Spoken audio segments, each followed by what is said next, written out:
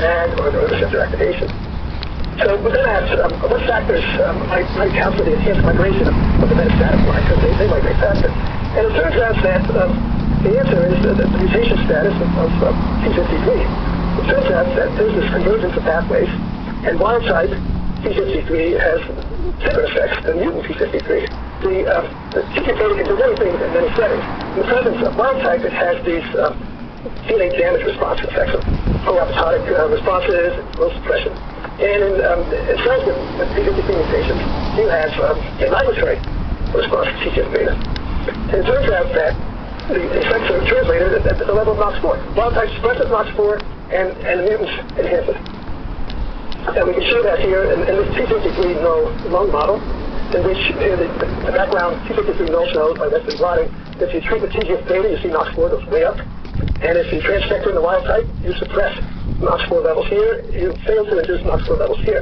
The mutant forms, they enhance NOX4 levels, either with or without TGF-beta. And in parallel with these changes, we see that the migration activity is stunted by transfection with wild type and supported or enhanced by the mutant forms. And migration, this is the basic cell invasiveness actually, can be blocked by dominant negative NOX4.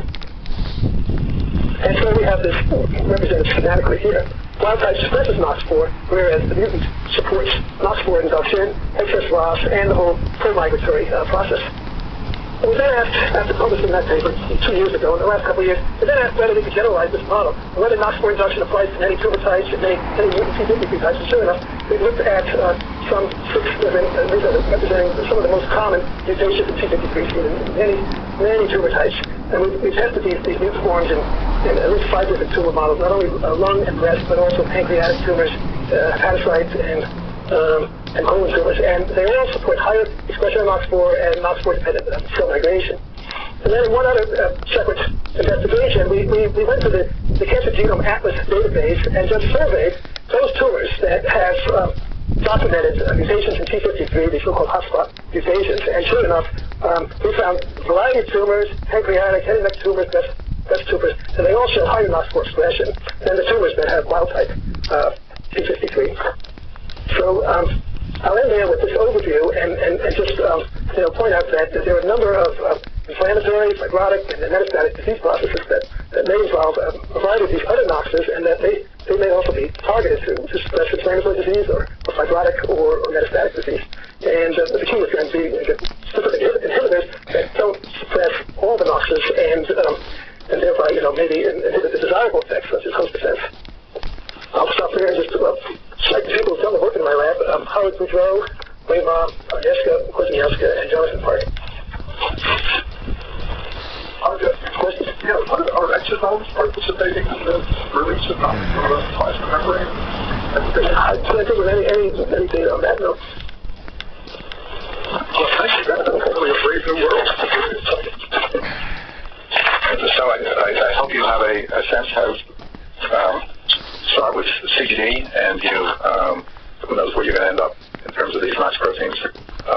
NOX2 is called NOX2, but it was the first described. And Tom can explain why it was named 2 instead of 1. Politics.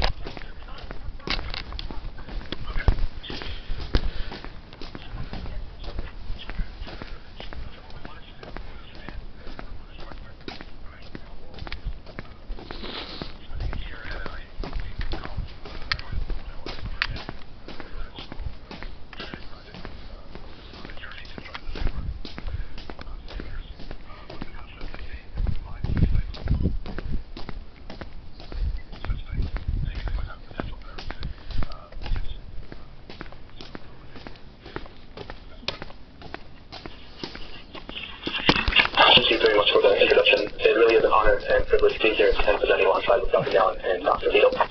My goal today is to explain our early and proof of concept efforts in identifying a NOX2 specific inhibitor, and also to explain how the basic science of CGD can be more broadly translated into clinical medicine. The drug development process begins with a screening of thousands of compounds as potential candidates for medical treatment. Those compounds that appear promising undergo further testing for their pharmacological properties, their efficacy, their mechanism of action, among other studies, before they enter a preclinical animal model and subsequent clinical trials. It is estimated that the cost to develop the drug can at times exceed over $2 billion by the time it reaches the market. Our lab's insight to NOX2-mediated effect in atherosclerosis precipitated a search for identifying a NOX2 inhibitor. with the National Center of Advancing Translational Science, we developed a high-throughput screening assay that detected the production of reactive oxygen species using an artificial cell line that Dr. Vito developed in his lab. These are K562 cells that stably express both the NOx2 membrane and cytosolic components. We stimulated these cells using 4-valproic acetate, or known as TMA, as a potent activator of phagocytic cells, and then measured the production of ROS using luminol-enhanced chemoluminescence assay. As a proof of concept, we screened over 4,400 compounds that were derived from 2 different libraries of NCAPs. And what was unique was that many of these compounds were approved for clinical use by the FDA and other international regulatory authorities, such as those in the EU, Canada, and Japan. And these drugs were ideally suited for repurposing, as they have already passed major regulatory hurdles. And in our high-throughput screening assay, we utilized a robot to work really day and night to fill 15 36-volt plates with the reaction mixture and potential inhibitor. And what happens in each well is that the ROS produced oxidizes luminol to generate a light product, shown here in the white wells. Inhibitory activity, on the other hand, is shown in the black wells, and that was quantified using an IC50. It is noteworthy to mention that TMA activates our K562 cell line via TKC-dependent mechanism, meaning that known TKC inhibitor compounds were considered to be false positives, such as this compound here in the bottom right. And NCAPs generated a list of 102 compounds for us based on the IC50s for subsequent screenings. And the first screening was a counterscreen using xanthine oxidase chemoluminescence assay. And xanthine oxidase is an enzyme that's involved in purine metabolism, and with the addition of the substrate hydroxanthine, we can generate superoxide and hydrogen peroxide that can then generate light using our luminescence assay.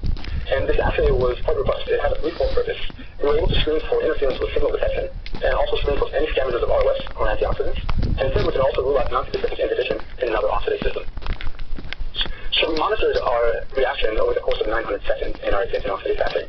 So, in blue here is our vehicle control, and shown here are some of our other select compounds. In green and red, these are compounds that have comparable activity to our control. And so to a certain extent, some of these other compounds show interference with the assay itself. And in particular, those at the bottom are clear-cut false positives since they are inhibiting the signal detection. There is basically no count. We express each compound as a percent control using an area under the curve analysis for the first 900 seconds, and established that using a 50% cutoff, of the 100 given to us, 44 compounds had more than 50% activity. In other words, 44 compounds had less than 50% in inhibitory activity in our xanthine oxidase assay. So 102 minus 44, that's 58 compounds that either inhibited xanthine oxidase, acted as an antioxidant, or otherwise interfered with the assay itself. Let me turn your attention that in our primary screen, we use an artificial cell line, our K562 cells that stably express NOx2. We next wanted to evaluate and confirm inhibitory activity on human polymorphonuclear neutrophils using a luminol-enhanced chemoluminescence assay. Instead of using TMA, we used our E. coli as more physiological stimulus to initiate a respiratory burst. NOx2 is endogenously expressed on both neutrophils and monocytes and is the main cell type altered in chronic granulomatous disease. So whereas TMA from healthy donors really show a robust chemoluminescent response, those cells that are derived from CGD show barely any activity in the severe blue flat lines. And it is known that in CGD patients, NOx2 is mutated, and NOx2 produces reactive oxygen species, suggesting that ROS production is NOx2 dependent and thereby relies on the assembly and translocation of the cytosolic factors to the membrane complex. We genetically monitored our human neutrophil assay for the first 2 hours after the initiation of the respiratory burst using E. coli. Here is our positive control with E. coli and no compound. Our negative control that has no stimulus is the blue line here near the x-axis. We expressed every single one of our compounds as percent control using our area underneath the curve for the first 2 hours to establish a 10% cutoff. Well, we saw that of the 44 compounds that passed our xanthine oxidase counterscreen, 36 compounds showed more than 90% inhibition in human neutrophils. I would just like to point that we did screen all 102 compounds.